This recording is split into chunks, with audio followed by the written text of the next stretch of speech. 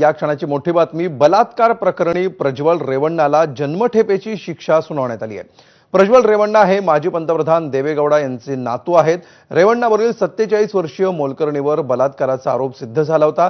काल या प्रकरणी न्यायालयाने त्यांना दोषी ठरवलेलं होतं आणि त्यानंतर आज यांना नेमकी काय शिक्षा रेवण्णाला सुनावली जाते याकडे सर्वांचं लक्ष होतं। त्यानुसार या शिक्षेची सुनावणी झालेली आहे आणि रेवण्णाला जन्मठेपेची शिक्षा ठोठावण्यात आलेली आहे। कर्नाटकमधला हे प्रकरण आहे। रेवण्णा माजी लोकसभा खासदार आहे आणि एका 47 वर्षांच्या घरकाम करणाऱ्या महिलेवर अत्याचार केल्याचा आरोप त्याच्यावर सिद्ध झालेला आहे आणि त्यानंतर त्यांना आता जन्मठेपेची शिक्षा सुनावण्यात आली आहे। राजकीय परंपरा असलेलं हे घराणं आहे। देशाच्या माजी पंतप्रधानांचे नातू अशी देखील त्याची ओळख आहे। त्याला आता जन्मठेपेची शिक्षा सुनावण्यात आलेली आहे। 2021 मधलं हे प्रकरण होतं।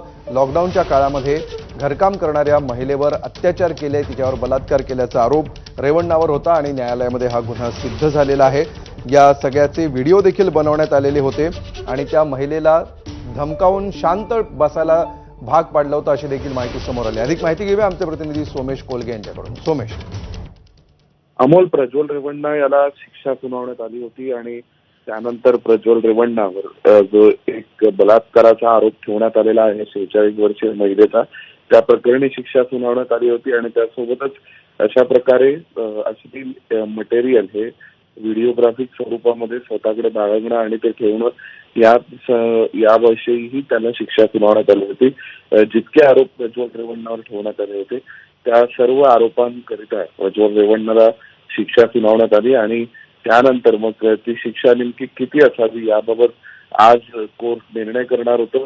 तर आज कोर्टाने जो निर्णय केलेला आहे त्यानुसार 5 लाख रुपये दंड आणि जन्मठेप अशी शिक्षा ही प्रज्वल रेवण्णाला सुनावण्यात आलेली आहे। त्यामुळे प्रज्वल रेवण्णाचा मुक्काम आता जेलमध्येच असेल। जेव्हा प्रज्वल रेवण्णाला अटक झाली तेव्हापासून रेवण्णा कारागृहात आहे आणि आता या शिक्षा पूर्ण होईपर्यंत रेवण्णाला आपलं संपूर्ण जीवन हे जेलमध्ये व्यतीत करावं लागणार आहे आणि त्यासोबतच हा दंड देखील भरायचा आहे।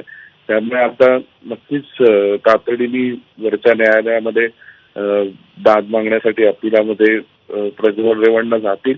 परंतु सध्या जी परिस्थिती पाहता प्रज्वल रेवण्णा दोषी करार आणि त्यासोबतच जन्मठेप म्हणजे त्यांना कारावास आणि त्यासोबतच 5 लाख रुपयाचा दंड अशा दोन्ही शिक्षा या प्रज्वल रेवण्णाला सुनावण्यात आल्या। निश्चित, धन्यवाद सोमेश या सविस्तर माहितीबद्दल।